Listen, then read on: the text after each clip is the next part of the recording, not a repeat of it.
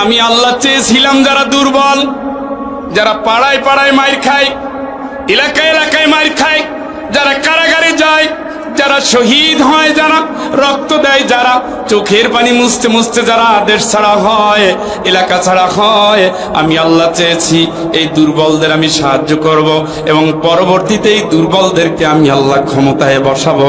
চিৎকার করে বলেন আল্লাহু আকবার।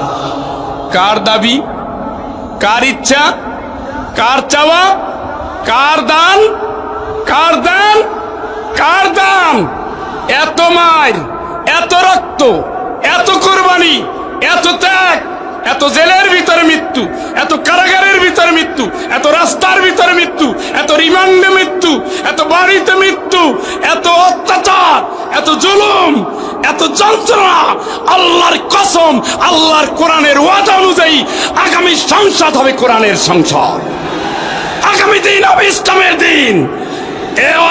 আল্লাহ রাব্বুল আলামিন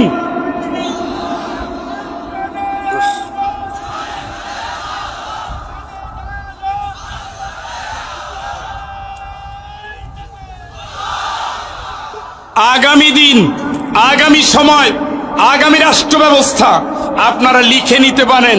কোরআনের ফয়সালা অনুযায়ী বাংলাদেশের সংবিধান কোরআন দিয়ে পরিচালিত হবে ইনশাআল্লাহ। বাংলাদেশের রাষ্ট্র ব্যবস্থা কোরআনমুখী হবে ইনশাআল্লাহ। কারণ জালিমের জুলুম যত বেশি হয়, আল্লাহর সাহায্য তার উপরে বিজয় হয়, ঠিক কিনা? এবং সেটা কোরআন।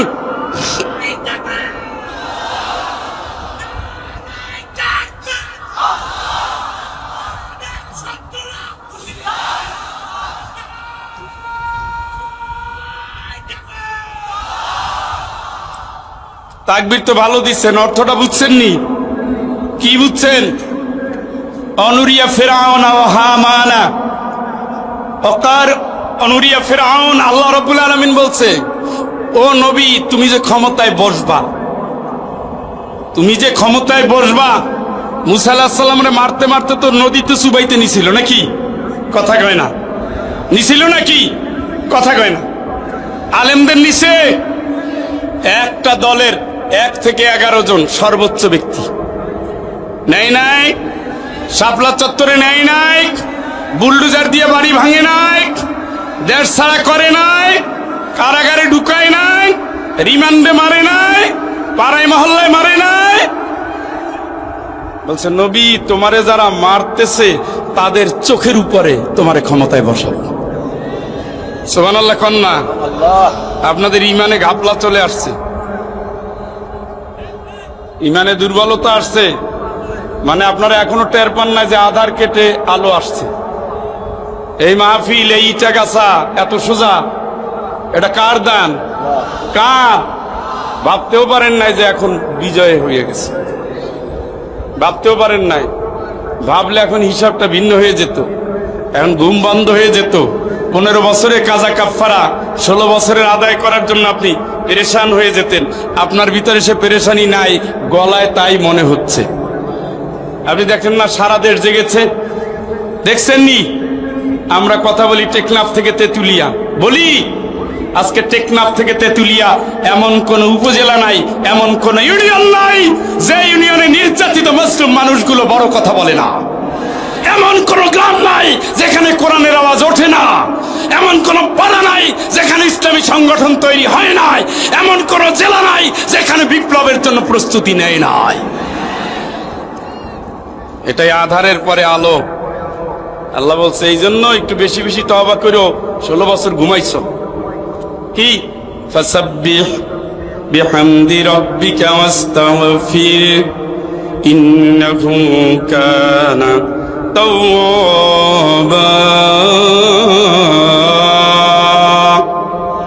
বেশি বেশি ইস্তিগফার, বেশি বেশি প্রশংসা। আল্লাহ আল্লাহ আল্লাহ। আমরা তো ধরে নিয়েছিলাম, চারিদিকে অন্ধকারটা খুব তীব্র ছিল, গুটগুটে গুটগুটে গুটগুটে। দেখেন সাইদি সাহেবের কথা কেমনে কাজে লাগছে। ইঁদুরের গর্তে লুকানোরও জায়গা নাই, কলা পাতায় ঘুমায়। হ্যাঁ, আহারে, আমরা তো আর ওই অলি বলি না, আসলে তো আর আল্লাহর অলি। হ্যাঁ, তো আল্লাহর অলি। আমরা তাদের আধ্যাত্মিক, আপনারা জামাতের শুধু চেহারা দেখেন, জামাতের আধ্যাত্মিক পাওয়ার দেখেন না। আপনারা আওয়ামী লীগ, বিএনপি, জাতীয় পার্টি, জাসদ বাসদের মতো দেখেন। এতে রাতের ইবাদত দেখছেন, তাহাজ্জুদ দেখছেন, রাতের চোখের পানি দেখছেন, আল্লাহর সাথে কানেকশন দেখছেন? আপনারা শুধু মিছিল মিটিং দেখেই এই চেহারার বিরোধিতা করতেছেন। ভাইরা আমার, অতএব প্রস্তুতি নেন, সামনের দিন ইসলামের কাজ করতে হবে পাগলের মতো, দিনের জন্য, আল্লাহর জন্য। রাজি আছেন? হাত তোলেন, বলেন আল্লাহ আল্লাহ আল্লাহ। সাতক্ষীরা ইটাগাছার পবিত্র জমিনে তোমাকে সাক্ষী রেখে হাত তুলে ওয়াদা করছি, আগামী দিনগুলো তোমাকে রব মেনে তোমার কোরআনের শাসন এই জমিনে প্রতিষ্ঠিত করার জন্য নবীর আদর্শের সৈনিক হিসাবে, আল কোরআনের কর্মী হিসাবে জানমাল দিয়ে জীবনের সর্বোচ্চ প্রচেষ্টার মাধ্যমে তোমার দিনকে বিজয়ী করার আন্দোলনে সামিল হব।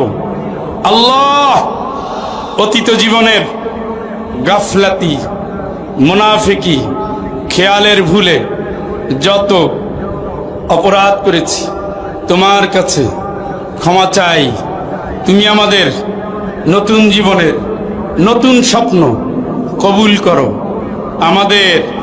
আমাদের পরিবার দিনের জন্য কবুল করো।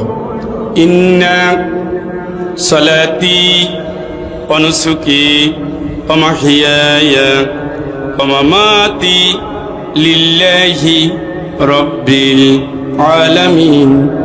আমিন আমিন আল্লাহুম্মা আমিন।